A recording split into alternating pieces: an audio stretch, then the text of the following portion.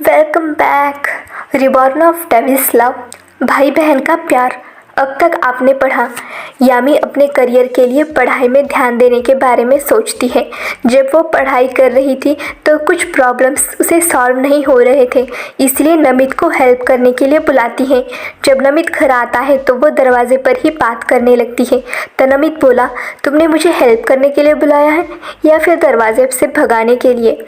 ये सुनकर यामी नमित को लेकर अपने रूम में जाती है तो नमित उसे मना कर देता है। हम रूम में नहीं पढ़ेंगे बल्कि लिविंग रूम में पढ़ाई करेंगे और तुम 2 कॉफ़ी बनाकर ले आओ।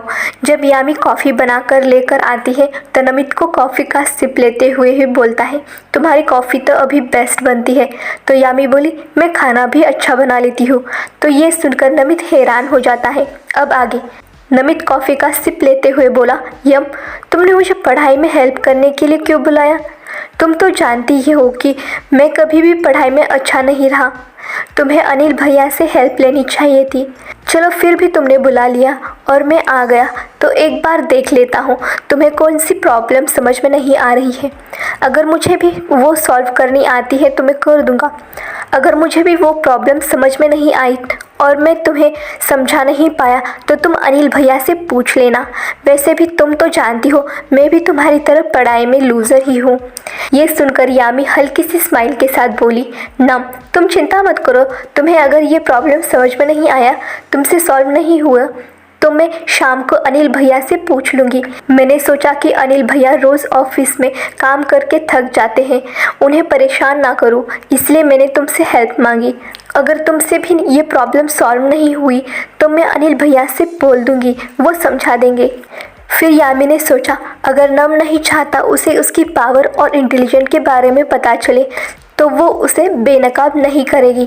अगर वो चाहता है कि वो उसके सामने लूज़र बनकर रहे तो वो कभी भी उसके सामने ये जाहिर नहीं होने देगी कि वो सब कुछ जानती है, जब तक नमित अपने आप से अपनी सच्चाई उसे ना बता दे। और जब उसे सच्चाई बताएगा, वो सच्चाई जैसी भी हो वो उसे एक्सेप्ट करेगी और किसी भी सिचुएशन में हमेशा नमित के साथ देगी। नमित और यामी अपनी कॉफ़ी एंजॉय करते हुए पढ़ाई के बारे में और अपने करियर के बारे में डिस्कशन कर रहे थे। जब वो लोग पढ़ाई के बारे में डिस्कशन कर रहे थे तब उन्हें ये पता नहीं था कि दरवाजे के पास एक इंसान खड़ा उन दोनों को गुस्से से घूर रहा है। और फिर जब उसने नमित और यामी के बीच की दोस्ती और उनकी बातें ज़्यादा देर तक बर्दाश्त नहीं होती तो वो इंसान वहाँ से चला जाता है। वो इंसान बाहर आकर सेन हाउस के गेट के बाहर आ जाता है। वो लड़का गुस्से में लाल आंखें लिए सामने देखते हुए गुस्से में बड़बड़ा रहा था। उसने गुस्से में अपने हाथ का मुक्का बनाकर बार बार दीवार पर मारने लगा और एक ही बात पर बड़बड़ा रहा था, तुम मेरी हो, तुम मेरी हो यामी, तुम मेरी हो। तुम्हारे करीब मेरे अलावा कोई नहीं आ सकता। तुम सिर्फ मेरी हो। जो भी तुम्हारे करीब आने की कोशिश करेगा मैं उसे बर्दाश्त नहीं करूँगा। ये दोनों भाई प्रॉपर्टी के लालच में तुम्हारे पीछे पड़े हैं। ये तुमसे प्यार नहीं करते, तुमसे प्यार सिर्फ मैं करता हूँ, इसलिए तुम पर सिर्फ मेरा हक है।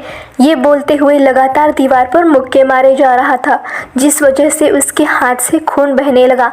अपने हाथ पर ध्यान ना देते हुए वो लड़का वहाँ से सीधा निकल जाता है। जब वो जा रहा था तो लगातार उसके हाथ से खून बह रहा था। पूरे रास्ते पर खून के निशान बन गए थे। फिर भी वो एक ही बात बड़बड़ा रहा था, आज नहीं तो कल तुम्हें मेरी होना होगा। इन दोनों भाइयों को तो मैं ऐसा सबक सिखा कि कभी तुम्हारे करीब आना तो दूर, इस दुनिया में आने से पहले 100 बार सोचेंगे। ये सब तुम्हारी मम्मा और उस बूढ़े अग्रवाल की वजह से हुआ है, वरना हम दोनों के बीच कोई नहीं आता। इधर उस इंसान के वहाँ से जाते ही नमित के चेहरे पर एक रहस्यमय मुस्कान आ जाती है और वह घूर घूर कर दरवाजे को ही देख रहा था, जैसे उसने ऐसा कुछ देख लिया जो किसी ने नहीं देखा। फिर वो यामी की पढ़ाई में हेल्प करने लगता है। तकरीबन 4 घंटे पढ़ाई करने के बाद नमित यामी को पूरी प्रॉब्लम समझा देता है। फिर यामी को गुड बाय करके वहाँ से निकल जाता है। यामी भी नमित के जाने के बाद प्रॉब्लम्स की प्रैक्टिस करने लगती है। उन प्रॉब्लम्स की प्रैक्टिस करते करते यामी को शाम के 7 बज गए थे। तभी डोरबेल की आवाज़ उसके कानों में पड़ती है। वो घड़ी देखती है तो शाम के 7 बज रहे थे। टाइम देखते ही यामी समझ जाती है कि ये उसके भैया आए हैं। तो वो जल्दी से दौड़कर दरवाज़ा खोलती है तो अनिल मुस्कुराते हुए यामी को ही दरवाज़ा खोलते हुए देख रहा था कि तभी अनिल को महसूस होता है कि यामी की भारी सांसों को महसूस करते ही अनिल जल्दी से यामी के पीठ और सर को सहलाते हुए बोला, छोटी क्या हुआ तुझे? तुम्हारी सांसें इतनी तेज़ी से क्यों चल रही है? ये सुनकर यामी धीरे से अपना सर नीचे करके बोली, भाई आप आ गए थे ना, तो मैं आपसे मिलने एक्साइटमेंट में दौड़कर आ गई, इसलिए मेरी सांसें तेज चल रही है। ये सुनकर अनिल गुस्से में डांटते हुए बोला, 2 दिन हॉस्पिटल से आए हुए नहीं हुए, तुम इतनी कमज़ोर हो गई हो, फिर भी ऐसे भागना तुम्हें अच्छा लगता है? डॉक्टर ने बिल्कुल भी फिजिकल काम करने के लिए मना किया है, क्या तुम भूल गई? फिर भी तुम हर टाइम दौड़ती कूदती भागती रहती हो, ऐसे तुम ठीक कैसे होगी? अनिल को इस तरह डांटते देख यामी ने मासूम सा चेहरा बना लिया और उससे बोला, भाई अब गलती हो गई, अब मुझे माफ़ कर दो ना। इस वक्त यामी बहुत क्यूट लग रही थी। यामी की क्यूट चेहरे को देखकर और उसकी बातें सुनकर अनिल बोला, नौटंकी कही की, चल सोफे पर बैठते हैं। फिर वो लिविंग रूम की ओर चली जाती है। अनिल यामी से पूछता है, तुमने टाइम पर खाना खा लिया, दवाई ली और रेस्ट किया क्या? ये सुनकर यामी स्माइल करते हुए बोली, भैया मैं छोटी बच्ची नहीं हूँ, मैं इतना ध्यान रख सकती हूँ और आप पूरे दिन मेरी चिंता में लगे रहते हो, कभी खुद के बारे में सोचा करो। ये सुनकर अनिल यामी को अपने पास सोफे पर बैठाते हुए उसके सर पर हाथ फेरते हुए बोला, तुम चाहे जितनी भी बड़ी क्यों ना हो जाओ, मेरे लिए हमेशा बच्ची ही रहोगी। और किसने कहा अपने बारे में नहीं सोचता? अगर मैंने तुम्हारे बारे में सोचता हूँ तो इसका मतलब मैं अपने बारे में सोचता हूँ। तुम जानती हो कि मैं तुमसे कितना प्यार करता हूँ, चाहे मैं तुम्हारा सौतेला भाई क्यों ना हो, पर मैं तुम्हें अपने बच्चे और अपनी छोटी बहन की तरह प्यार करता हूँ। ये सुनकर यामी जल्दी से अनिल को हक करते हुए बोली, भैया किसने कहा आप मेरे सौतेले भाई हो? आप तो मेरे भाई, डैड, मॉम, दादा, दादी सब हो। आपने ही तो मुझे पाल पोस कर बड़ा किया है। मम्मा के जाने के बाद डैड ने मुझे बस 2 साल तक पाला था, उसमें भी सावित्री आंटी ने मदद की थी। उसके बाद डैड ने मॉम से शादी की, उसके बाद डैड और मॉम अपने काम में बिजी हो गए। उसके बाद हमेशा आपने ही मुझे पाल पोस कर बड़ा किया है। असल मायने में तो आप मेरी माँ हो। माँ के सारे फ़र्ज़, पिता के सारे फ़र्ज़ आप ही ने तो निभाए हैं। ये सुनकर अनिल भी इमोशनल हो जाता है और यामी को गले लगा लेता है। तभी यामी को कुछ याद आता है। यामी को याद आता है कि पिछले जन्म में आज से 1 साल बाद उसके भाई की कार एक्सीडेंट में डेथ हो गई थी, वरना उसका भाई चिराग से उसे ज़रूर बचा लेता, कैसे भी करके, कभी उसे चिराग के जाल में नहीं फंसने देता। ये सोचकर उसकी आंखें नम हो जाती है और उसकी पकड़ अनिल पर कस जाती है। फिर अनिल को इमोशनल देख यामी बात बदलने के लिए बोलती है, भैया मैंने आज दवाई पी ली है, रेस्ट भी कर लिया है और पढ़ाई भी कर ली है। अनिल हैरान होते हुए बोला, पढ़ाई? और तू? यामी चिढ़ते हुए बोली, भैया मैं पढ़ाई क्यों नहीं कर सकती? आपको मेरे पर यकीन नहीं है तो आप नमित से पूछ सकते हैं। मुझे कुछ प्रॉब्लम समझ में नहीं आ रहे थे, इसलिए मेरी नमित ने बहुत मदद की थी।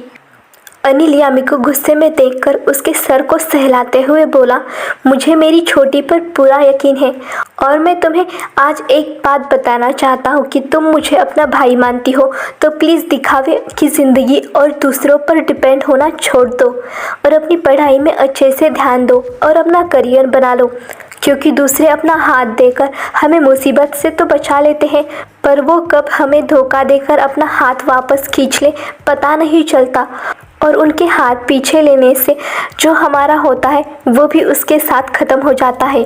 इसलिए मैं तुम्हें ये कहना चाहता हूँ कि अपनी पढ़ाई पर ध्यान दो और अपना करियर बनाकर अपने आप को स्ट्रांग बनाओ।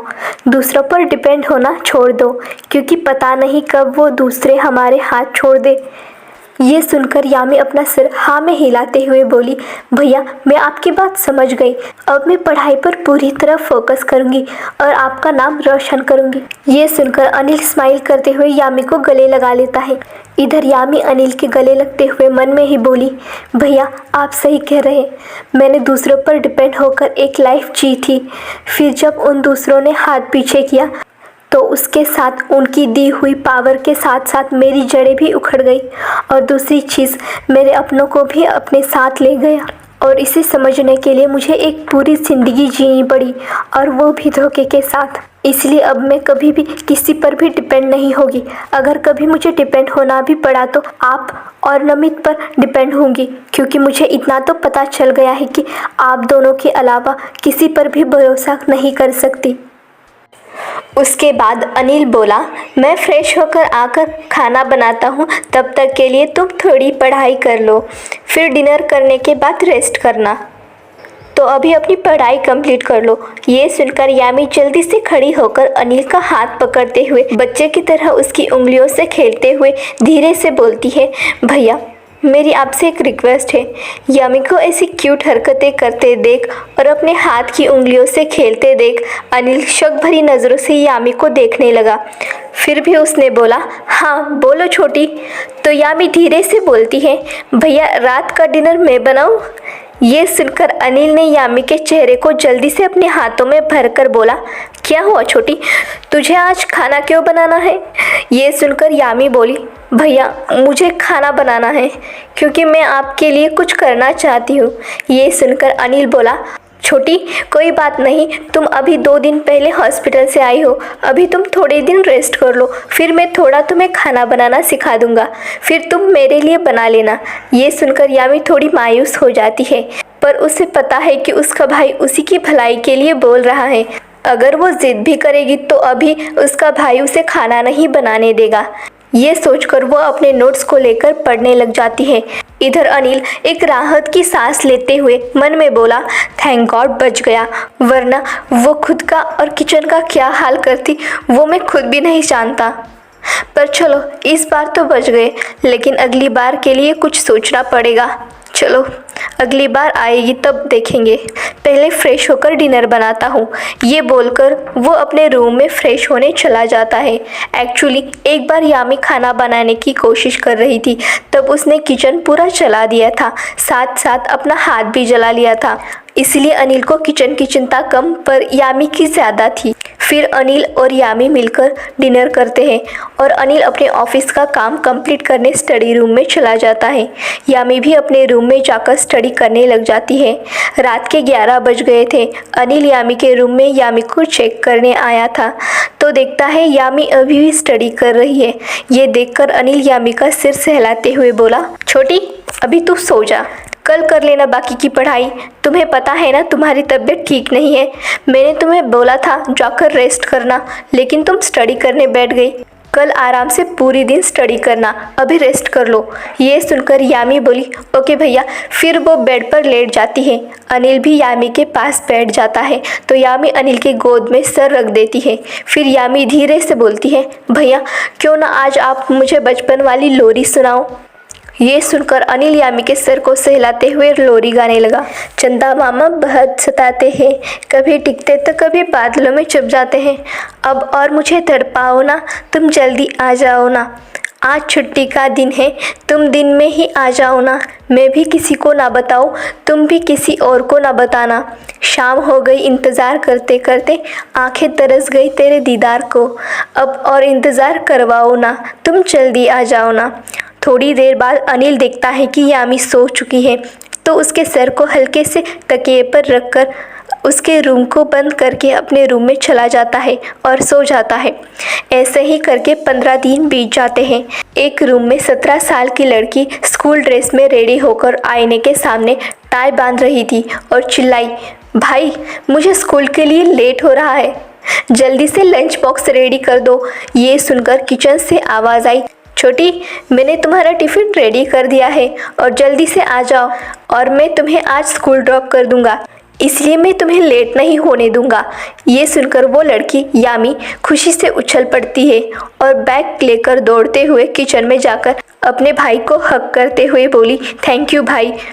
अनिल उसके सर को थपथपाते हुए बोला, कोई बात नहीं छोटी, ये मेरा फ़र्ज़ है, मैं इस ग्रुप में टाइम पर पहुंच जाना, आज तो तेरी वजह से लेट हो ही गया, तो हमें टाइम पर सो जाना भी हमारी जिम्मेदारी होती है। वो लोग घर से बाहर आकर अपनी कार में बैठते हैं और फिर उनकी कार स्कूल की तरफ निकल जाती है। तब एक वाइट कार उनका पीछा कर रही थी। इस वाइट कार में अनिल और यामी का पीछा कौन कर रहा था? क्या वो अनिल का दुश्मन था या यामी को कोई जानने वाला? जानने के लिए अगला एपिसोड सुनिए। तब तक के लिए बाय बाय।